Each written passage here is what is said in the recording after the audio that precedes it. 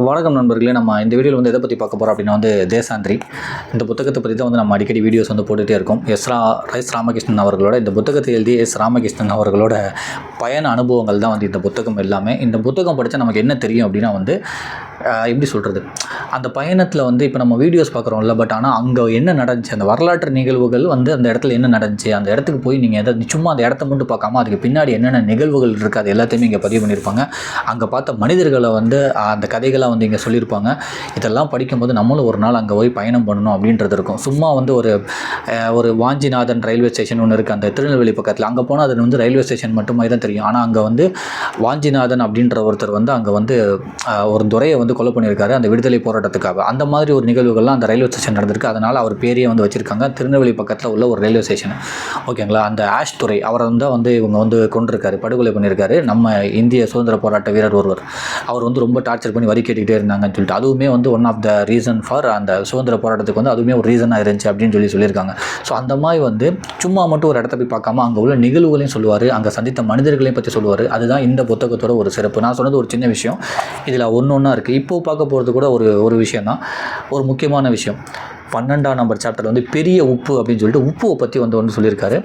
உப்புக்கு பின்னாடி வந்து ஏகப்பட்ட அரசியல் இருக்குது. அந்த காந்திஜி வந்து அந்த உப்புக்கு வந்து வரி போட்டனால வந்து காந்திஜி வந்து உப்பு சத்தியாகிரகம்லாம் பண்ணாங்கல்ல, அந்த இடத்துக்கு நான் போயிருந்தேன். அந்த இடத்துக்கு நான் போயிருந்தேன். கிட்டத்தட்ட வந்து இங்கே தான் 24 கிலோமீட்டர் வந்து காந்தி அவர்கள் வந்து நடந்தே போயிட்டு இருந்திருக்காரு. 24 நாட்கள்னு சொல்லுவாங்க, அதை மட்டும் ஒரு வாட்டி நான் தப்பாக படிச்சிடறேன். 23 நாட்கள் வந்து அந்த இடத்துல வந்து காந்திஜி வந்து பயணப்பட்டுக்கிட்டே இருந்திருக்காரு. அங்கே தான் வந்து உப்பை வந்து அந்த உருக்கியிருக்காங்க, நிறைய போராட்டம் பண்ணியிருக்காங்க. அங்கே எல்லா கிராமங்களையும் வந்து மக்களை சந்திச்சிருக்காங்க. அதுவுமே வந்து வெள்ளைக்காரருக்கு அந்த பிரிட்டிஷ் அவங்களுக்கு வந்து ரொம்ப ரொம்ப பயமாக இருந்திருக்கு இவர் பண்ணுறதெல்லாம் பார்த்து. அந்த இடத்துக்கு நான் போயிருந்தப்போ அந்த அனுபவத்தை சொல்கிறாரு. அந்த அனுபவத்தை வந்து நான் படித்தே காட்டுறேன், என்ன சில விஷயம் மிஸ் பண்ணிடாமல். அதுமாதிரி உப்புவை பற்றி பெருமையுமே இங்கே நிறையாவே வந்து சொல்லியிருக்காங்க. நமக்கு டேஸ்ட்டுங்கிறது உப்பு தான், நம்ம சமைக்கிற சமையலில் உப்பு தான் வந்து ஒரு டேஸ்ட்டை கொடுக்குதுன்னு சொல்லிட்டு உப்புவை பற்றி கொஞ்சமும் அந்த உப்புக்கான ஒரு சைனீஸ் கதையுமே சொல்லியிருக்காங்க இங்கே. ஏன்னா அந்த கதையை வந்து நான் இப்போயே சொல்லிடுறேன், அதுக்கப்புறம் வந்து இந்த நிகழ்வுகளை பார்ப்போம். ஒரு ஊரில் வந்து ஒருத்தர் வந்து அந்த இடத்துக்கு வந்து ஒரு இடத்துக்கு போயிட்டு இருந்திருக்காரு. ஒரு பறவை வந்து ஒரு பெரிய மண் கட்டிமாக இருந்திருக்கு, அதை வந்து கொத்திக்கிட்டே இருந்திருக்கு.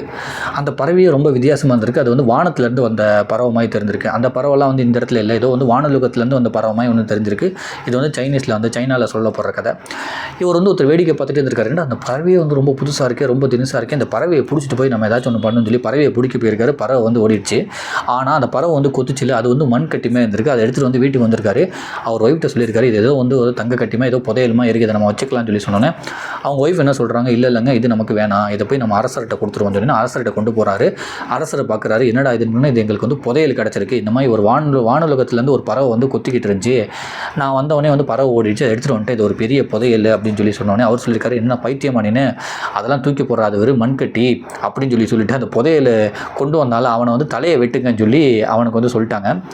அங்கே உள்ளவங்கள்ட்ட வந்து அரசர் வந்து ஆணையிட்டாரு, அவனோட தலையை வெட்டுங்க, தேவையில்லாமல் என்னோட டயத்தை வேஸ்ட் பண்ணிட்டு இருக்கான், ஒரு மண்கட்டியை கொண்டு வந்து புதையலுன்னு சொல்லி சொல்கிறான்னு அவனை வந்து தலையை வெட்டுறதுக்கு ரெடி ஆகிட்டாங்க. அந்த மண்கட்டியை வந்து தூக்கி போடுறாரு, மண்கட்டியுமே இருந்திருக்கு. அது பார்த்தா அங்கே சமைச்சிக்கிட்டு இருக்க சமையலில் போய் விழுந்துருந்தான் கொஞ்சம். அங்கே வந்து மாமிசம் சமைச்சிட்டு இருக்காங்களா, அந்த மாமிசத்தை எடுத்து சாப்பிட்றாரு.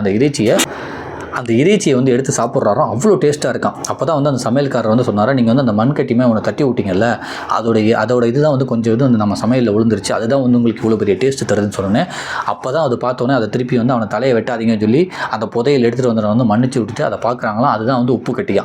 ஸோ உப்பு அந்த கதை வந்து வானுலகத்துலேருந்து வந்துச்சு. அந்த உப்பு ஒரு புதையல் மாதிரி, அந்த பறவை கொண்டு வந்து அது போட்ட மாதிரி ஒரு புதையல் மாதிரி நமக்கு உப்பு கிடச்சிருக்கு அப்படின்னு சொல்லிட்டு அந்த உப்பை வந்து ரொம்ப பெருமையாக வந்து சொல்லுவாங்களாம். அது வந்து சாதாரண கிடைக்கலன்னு சொல்லிட்டு இந்த உப்புக்கு வந்து இந்த மாதிரி சைனாவில் வந்து ஒரு கதை இருக்கான், உப்பு இப்படி தான் வந்துச்சு, வானுலகத்துலேருந்து ஒரு பறவை வந்து காட்டுச்சு, அந்த அளவுக்கு உப்பு வந்து பெரிய விஷயம் அப்படின்னு அந்த கதையை வந்து லாஸ்ட்டில் சொல்கிறாங்க. அதுக்கு முன்னாடி உப்புவை பற்றி சில விஷயம் வந்து காந்திஜி அவரோட இதை சொல்கிறாங்க. அதை நான் சில விஷயம் படிக்கிறேன். பெரிய உப்பு. 6 ஆண்டுகளுக்கு முன்பு குஜராத்தின் அகமதாபாத்தில் உள்ள சபர்மதி ஆசிரமத்துக்கு போயிருந்தேன். காந்திஜி இந்திய மனதை புரிந்து கொண்ட அற்புதமான மனிதர். அவரது செயல்பாடு எளிய மனிதர்களின் விருப்பங்களை முன்னிறுத்தியது. அவரது எல்லா செயல்பாடுகளுக்கு பின்னும் ஓர் அறம் இயங்கி இருக்கிறது. காந்திஜியை அவரது அரசியல் செயல்பாடுகளை மட்டுமே வைத்து புரிந்து கொள்ள இயலாது. சுதந்திர போராட்டம் போன்ற தீவிர விடுதலை இயக்கத்துக்குள் இவர் வகுத்த போராட்ட முறைகளும் அந்த முறைகளில் இருந்த அடித்தட்டு மக்களின் மீதான விருப்பமும் இன்றும் வியக்கத்தக்கதாக இருக்கின்றன. குறிப்பாக உப்பு சத்தியாகிரகம். உப்பை ஒரு ஆயுதமாக்கி காந்திஜியின் போராட்டம் வெகு தனித்துவமானதுன்னு சொல்லிட்டு அந்த உப்பு சத்தியாகிரகத்தை பற்றி வந்து சொல்லியிருக்காங்க. ஏன்னா இது எல்லாமே வந்து உப்பு அந்த தண்டி கடற்கரையில் தான் வந்து போயிருக்காங்க. அந்த தண்டி இதில் தான் வந்து உப்பு சத்தியாகிரகம் நடந்திருக்கு. அதை பார்க்குறதுக்காக தான் எஸ்ரா அவர்கள் பயணப்பட்டிருக்காரு. அங்கே சொல்கிறாங்க, அங்கே உள்ள அந்த கடற்கரை மக்களுக்கே வந்து நிறைய பேருக்கு வந்து இந்த ஒரு விஷயமே வந்து ஏகப்பட்டதை மறந்துட்டாங்களாம். வருஷத்துக்கு ஒரு தடவை வந்து யாராச்சும் வந்து பார்த்தாலோ இல்லை வந்து ஆங்கிலேயர்கள் வந்து பார்த்தாலோ அப்போ தான் வந்து அந்த மக்களுக்கே வந்து சில விஷயம் ஞாபகம் வருதான், இங்கே இவ்வளோ நடந்திருக்கான்னு சொல்லிட்டு. காலம் போன போக்கில் வந்து நிறைய விஷயத்தை வந்து மக்கள் முக்கியமான விஷயங்கள்லாம் வந்து மறந்து ஆரம்பிச்சிடுறாங்க. அந்த இடம் வந்து ஒரு முக்கியமான இடம்னு சொல்லிட்டு அதை பற்றியும் சொல்கிறாங்க. குஜராத்தின் கடற்கரை பகுதியான தண்டி அகமதாபாத்தில் இருந்து 240 கிலோமீட்டர் தூரத்தில் இருக்கிறது. காரில் செல்லும்போது கடந்த காலத்தின் மயக்கம் மனதில் தோற்றிக்கொண்டே இருந்தது.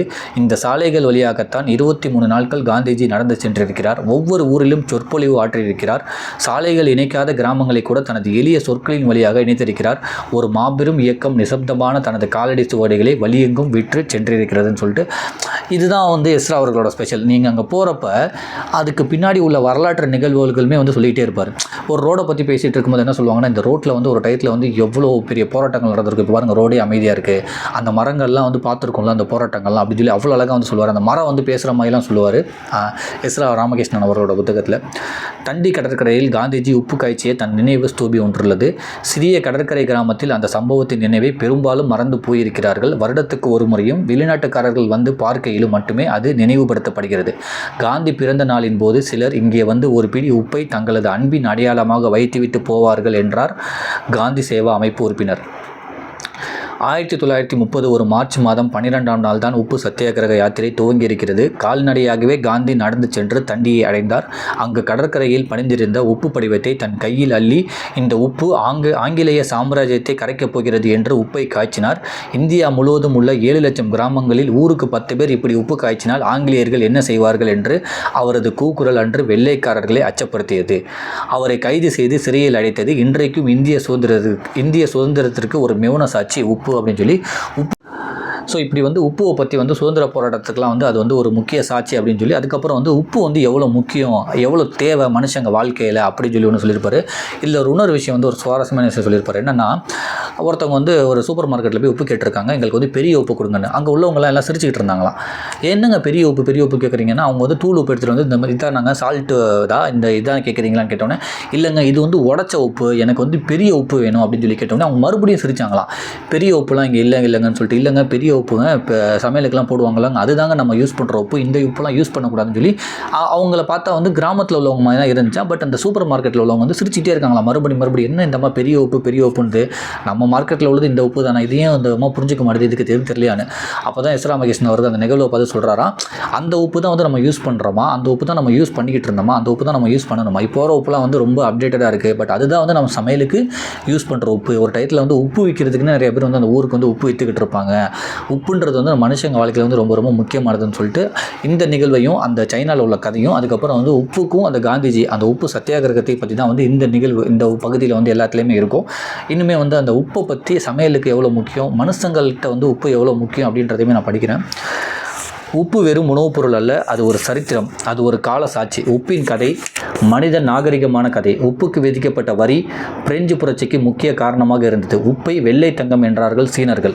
உப்பு நம் நாவில் ஏற்படுத்திய சுவையை விட தேசங்களுக்கு இடையில் ஏற்படுத்திய போட்டியும் பகைமையும் நாம் அறியாதது. உப்பு கடலின் முணுமுணுப்பு, உப்பு கடலின் சாரம், உப்பு அலையடிக்காத கடல், உப்பு சூரியனுக்கும் கடலுக்கும் பிறந்த குழந்தை. இன்னும் சொல்வதாயின் உப்பு ஒரு கரையும் வைரம். நமது உணவின் சரித்திரத்துக்குள் நம்மை ஆண்டவர்களின் ருசியும் வேட்கையும் அடங்கியிருக்கின்றன. நமது ஆரோக்கிய கேட்டின் முதன்மை வழிகள் நமது உணவு மாற்றத்திலிருந்து தான் துவங்குகின்றன. இன்றும் கூட சிறு நகரங்களில் உள்ள காய்கறி சந்தைகளில் பெண்கள் காய்கறிகள் வாங்கும்போது ஒவ்வொன்றையும் அது எந்த ஊரில் விளைந்தது என்று கேட்டுதான் வாங்குகிறார்கள். இந்த ஒரு விஷயமும் ஒன்று சொல்லியிருப்பாங்க. நம்ம வந்து ஏதாச்சும் ஒரு காய்கறி மார்க்கெட்டில் போய் இது எந்த ஊரில் விளைஞ்சிச்சுன்னு கேட்பாங்களாம். ஏன்னா ஒரு காய்கறியுமே வந்து அந்த ஊரில் விளைஞ்சிருச்சுன்னா அந்த மண்ணு தான் முக்கியமாக. அந்த மண்ணும் அந்த ஊரில் உள்ள தண்ணி வந்து அந்த காய்கறிகளுக்கு வந்து நல்ல சுவையை கொடுக்குது. சில காய்கறிகள் வந்து நல்லாவே இருந்தாலும் அது வேறு ஊர்லேருந்து வந்து தான் வாங்க மாட்டாங்க. சில ஊர்களுக்குன்னு சொல்லி சில காய்கறிகள் வந்து ரொம்ப ரொம்ப ஃபேமஸாக இருக்கும். அந்த ஊர்லேருந்து அந்த தண்ணியில் அந்த மண்ணில் விளைஞ்ச காய்கறிகள் வந்து அவ்வளோ நல்லா இருக்கும். அதே மாதிரி இருக்குது அப்படின்றாங்க. அது மாதிரி இளநீர் விற்பவர் கூட வந்து அந்த இளநீர் வந்து எங்கேருந்து வந்துச்சுன்னு சொல்லி சொல்லுவாங்க. இளநீருக்குமே வந்து அந்த மாதிரி ஊர் பக்கத்துலேருந்து ஒரு டேஸ்ட் இருக்குன்றாங்க. இன்றைய நமது உணவு பட்டியலில் உள்ள காய்கறிகள் பழங்களில் பெரும்பான்மை வெளிநாடுகளிலிருந்து நமக்கு வந்து சேர்ந்தவை. நம் கிராமங்களில் விளையும் கத்திரிக்காய், பாகற்காய், அவரை, புடலை, பீர்க்கை எல்லாம் நாட்டு காய்கறிகள் என்று மலினப்படுத்தப்பட்டு விட்டன. காய்கறிகளில் கூட சீமை காய்கறிகளுக்குத்தான் மதிப்பு.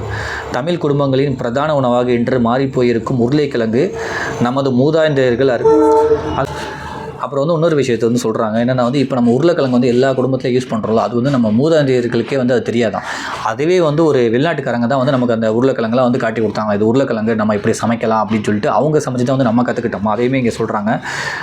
தமிழ் குடும்பங்களின் பிரதான உணவாக ஒன்று மாறிப்போயிருக்கும் உருளைக்கிழங்கு நமது மூதாதையர்கள் அறிந்திருக்கவில்லை. அது வெள்ளைக்காரர்கள் நமக்கு அறிமுகம் செய்தது. சிவப்பு மிளகாய், சீமை கொய்யாப்பழம், அன்னாசி, காலிஃப்ளவர், முட்டைக்கோஸ், டர்னிப், கேரட், பீட்ரூட், பீன்ஸ் போன்றவை போர்ச்சுகீசியர்களாலும் பிரிட்டிஷ் பிரெஞ்சுக்காரர்களாலும் நமக்கு அறிமுகம் செய்யப்பட்டவை. இவை இன்று நமது சந்தைகளில் உயர்ந்த ரக காய்கறிகளாகிவிட்டன. சமீபத்தில் நகரின் பிரபலமான உணவுப் பொருள் விற்கும் கடைக்கு போயிருந்தேன். அங்கு வயதான பெண்மணி ஒருவர் பெரிய உப்பு கொடுங்க என்று கேட்டார்.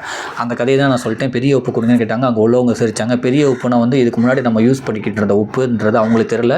இவங்க வந்து ஒரு கிராமத்துலேருந்து வந்திருக்க மாதிரி இருந்திருக்காங்க. அவங்க வந்து மறுபடியும் சிரிச்சுக்கிட்டே இருந்திருக்காங்க. பெரிய உப்புன்றது இங்கே எதுவுமே இல்லைன்னு. ஆனால் அவங்க உப்புக்கு பின்னாடி உள்ளதை வந்து அந்த சூப்பர் மார்க்கெட்டில் உள்ளவங்களுக்கு தெரியல. உப்புன்றது பெரிய உப்புலேருந்து தான் எல்லாத்தையும் ஆரம்பிச்சிச்சு. இப்போ வர உப்புலாம் வந்து ரொம்ப அப்டேட்டடான உப்பு. பட் நம்ம சமையலுக்கு வந்து பெரிய உப்பு தான் போடணும். அந்த கல் உப்புன்னு சொல்லுவாங்க, அதுதான் போடணும்னு சொல்லிட்டு அந்த விஷயத்தையுமே வந்து இங்கே சொல்கிறாங்க.